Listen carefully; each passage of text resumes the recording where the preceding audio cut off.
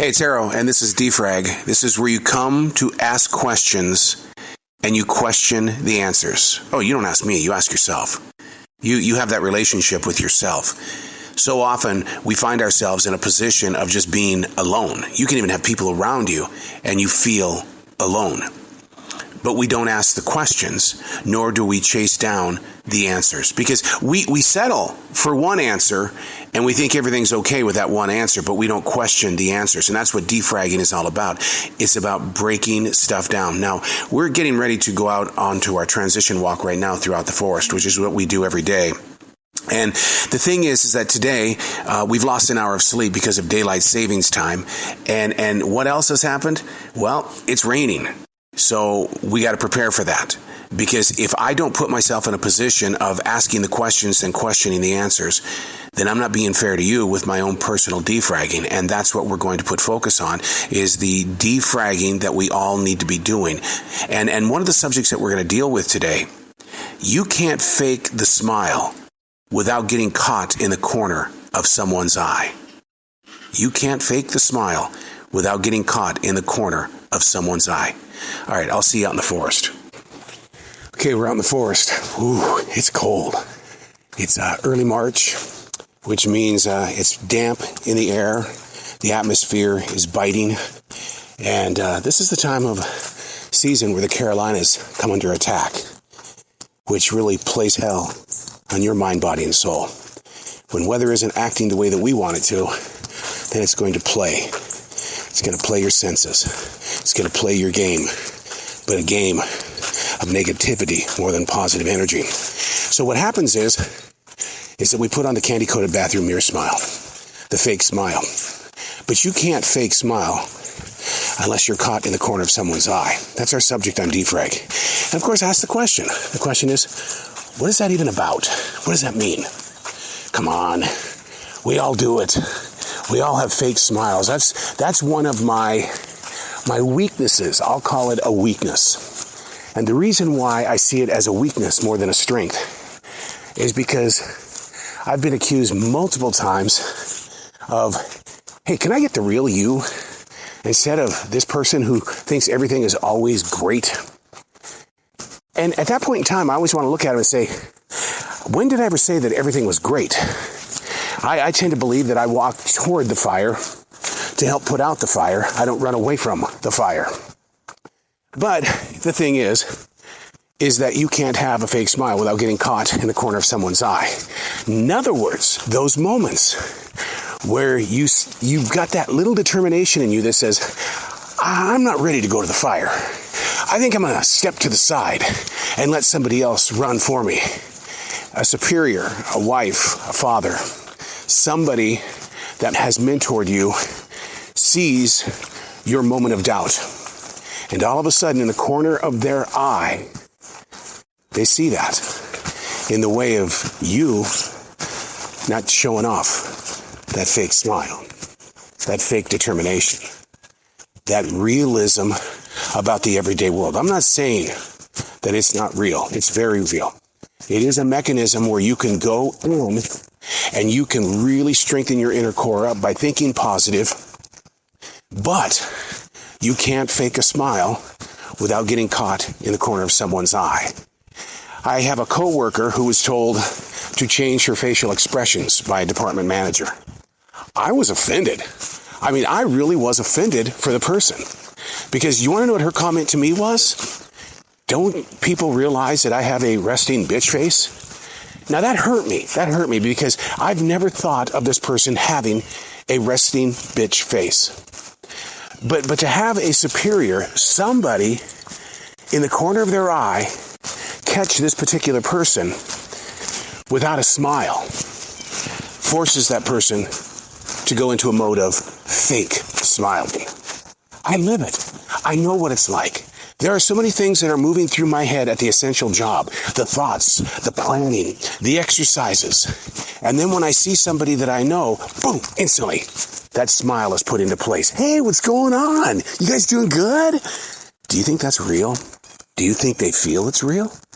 My fake smile was probably caught in the corner of their eye.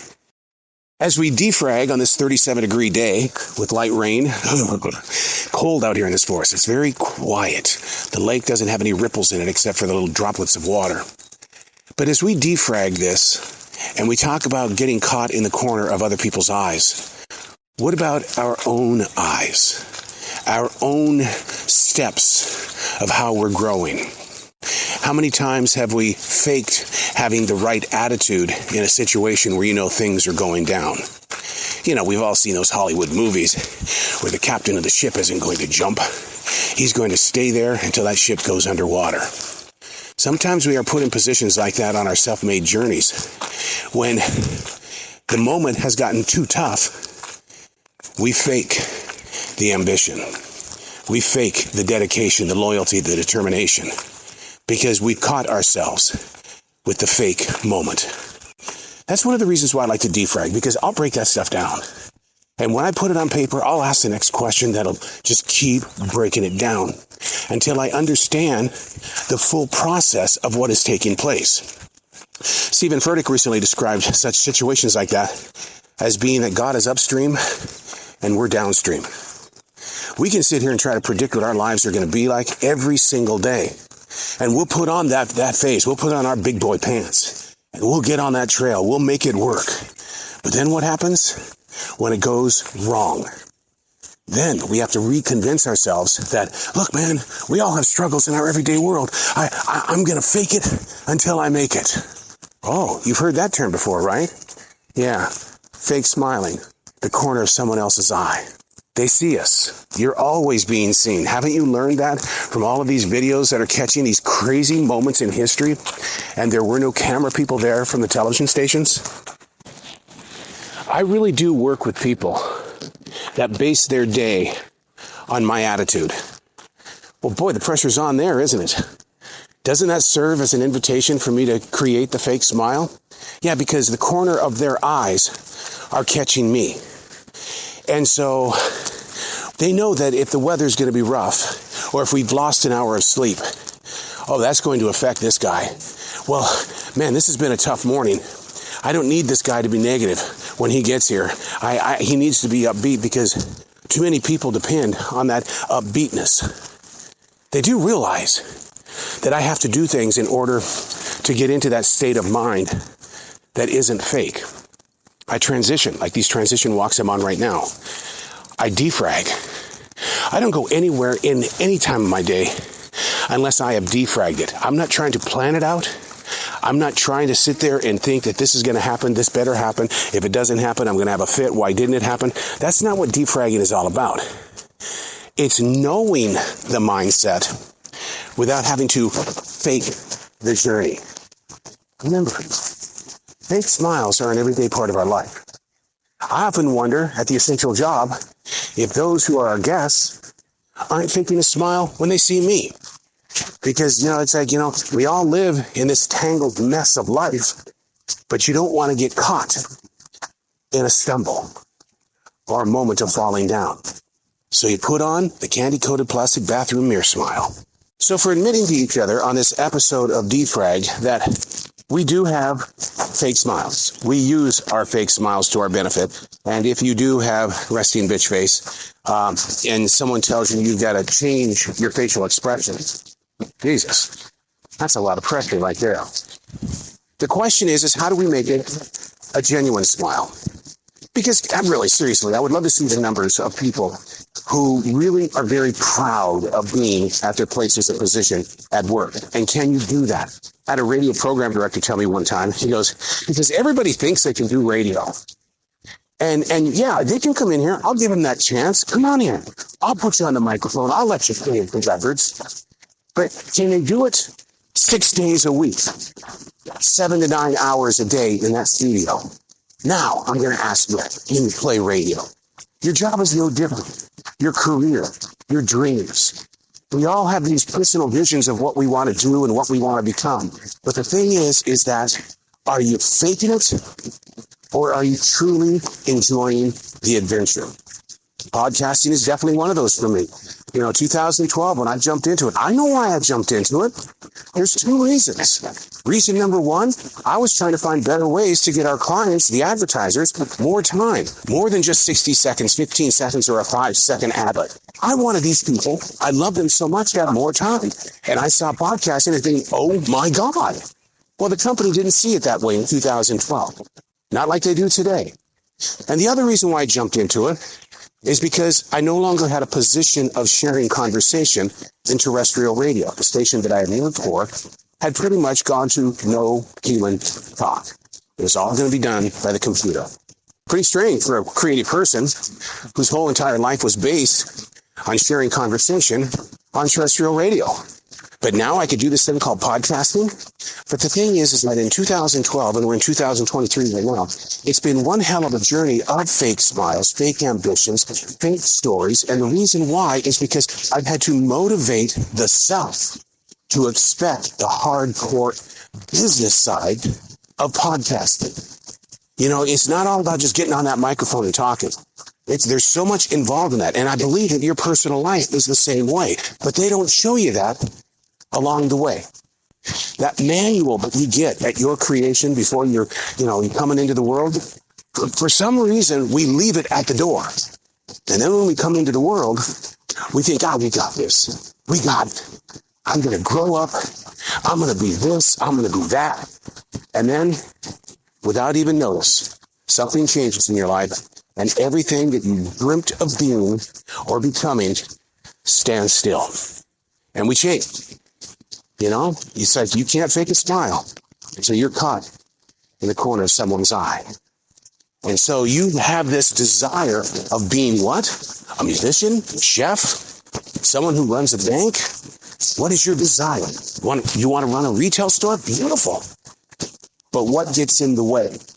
Is it your fake smile and you catching yourself with it? Or is it somebody saying, you got to change your expression? I've got resting bitch face, man. What am I supposed to do? That's what I mean. You've got to figure out, through defragging, asking questions, questioning the answers, where are you? Do you hold a job or a career only because the money is good? I had a former manager. I saw her yesterday, and we talked about that very subject. I asked her, hey, how's everything going at your new job? Well, I got to be honest with you. If it wasn't for the money, I'd probably be back over here. But I can't sacrifice the money. Oh, guess what just happened? I just caught her with a fake smile in the corner of my eye. That's how we are living these days. Now, I'm not saying that if you instantly started defragging today, that your world is going to become perfect. It doesn't happen that way. I've been defragging in my journal since November of 2017. And each day that I defrag, I find out a little bit more.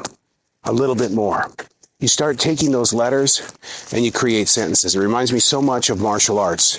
It's that, everybody quits once they get a black belt. I got my black belt. Oh, yeah, I'm a black belt artist now. That's so cool. But you know what? It's just a chapter of the journey.